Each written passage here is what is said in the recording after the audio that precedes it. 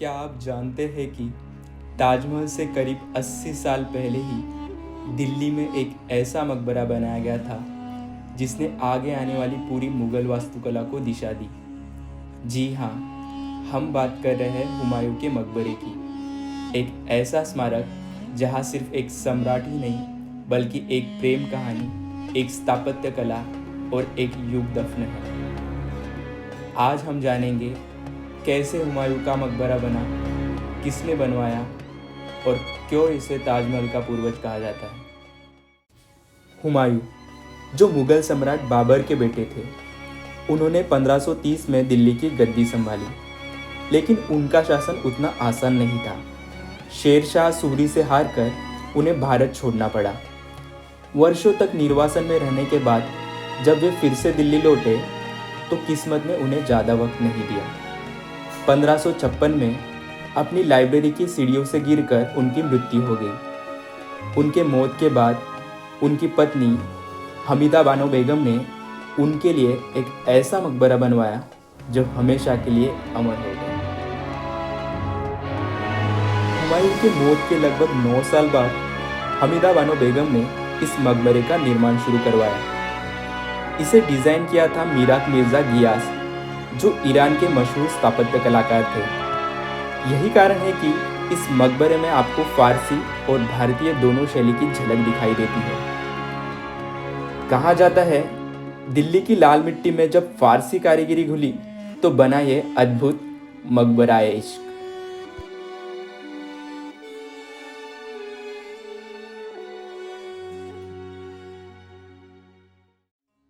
हुमायूं का मकबरा भारत का पहला ऐसा मकबरा था जो लाल बलुआ पत्थर और सफ़ेद संगमरमर से मिलकर बना था। यह पूरी इमारत लगभग 27 एकड़ में फैली है और चारों ओर है एक चारबाग, यानी 4 हिस्सों में बटा फारसी बगीचा। इसके बीचों बीच है एक विशाल गुंबद, जिसके नीचे हुमायूं की असली कब्र है। लेकिन यहाँ सिर्फ हुमायूं की नहीं, करीब 150 मुगल शहजादों और शहजादियों की कब्रें भी हैं।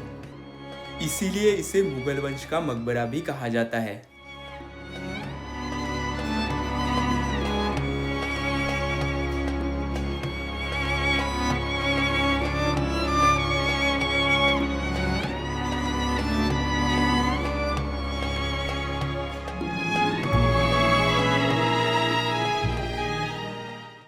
आज हुमायूं का मकबरा सिर्फ एक ऐतिहासिक इमारत नहीं बल्कि यूनेस्को विश्व धरोहर स्थल है।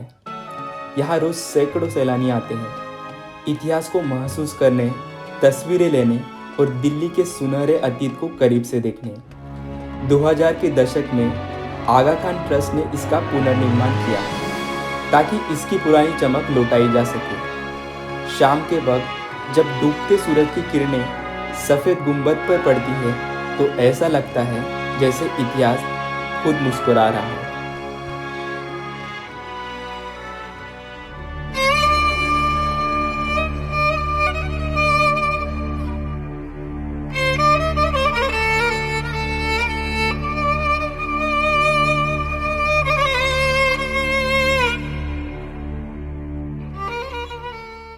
हुमायूं का मकबरा सिर्फ एक सम्राट की याद नहीं बल्कि एक पत्नी का प्रेम, एक स्थापत्य कलाकार की कल्पना और एक सभ्यता का गौरव है। तो अगली बार जब आप दिल्ली जाएं, एक बार इस मकबरे के सामने खड़े होकर सोचिए कि 400 साल पहले यहाँ किसने किसे याद करते हुए ये खूबसूरती गढ़ी है।